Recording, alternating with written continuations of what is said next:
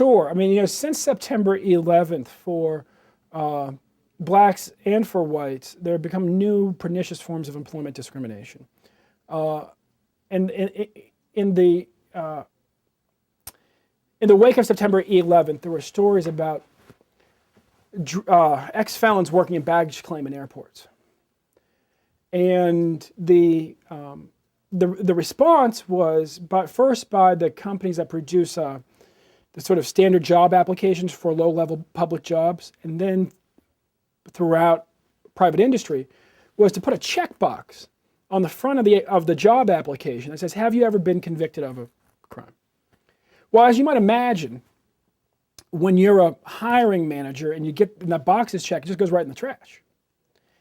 We literally changed hundreds of years of tradition in this country where people were only asked that question in a job interview once a company decided that they were interested in them, and then they were able to explain themselves. And we put it on the application where it just goes in the trash.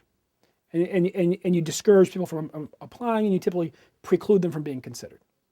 Now, in this country, it's harder for a black man with no criminal record to find a job than a white man with a criminal record, which is to say that race is actually a bigger factor than ex-felon status. But if you're both, it's almost impossible to find a job. And that's an area that we've been really working on very intently. As we've been working on that issue, what's come to our attention is that credit scores are being used much in the same way. If you imagine the middle of a recession, our employers across our country have increasingly begun to use credit scores to determine whether or not they hire somebody.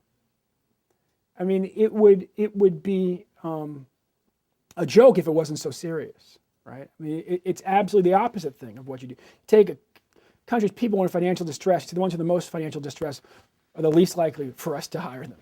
And so we have found ourselves fighting on new fronts, still carrying the banner for racial equality, but also understanding that in the 21st century we have to fight for simply human equality as well. And not really for the NAACP. People don't realize, we weren't founded like so many groups after, like the Black Power movement or the Chicano Power movements. We were founded in 1909 on the 100th birthday of President Lincoln. And our dream has always been to manifest his dream, that this be one country where all people are treated with equality and dignity, and have the ability for the children to be raised with hope, and for the children to have the opportunity to gain prosperity.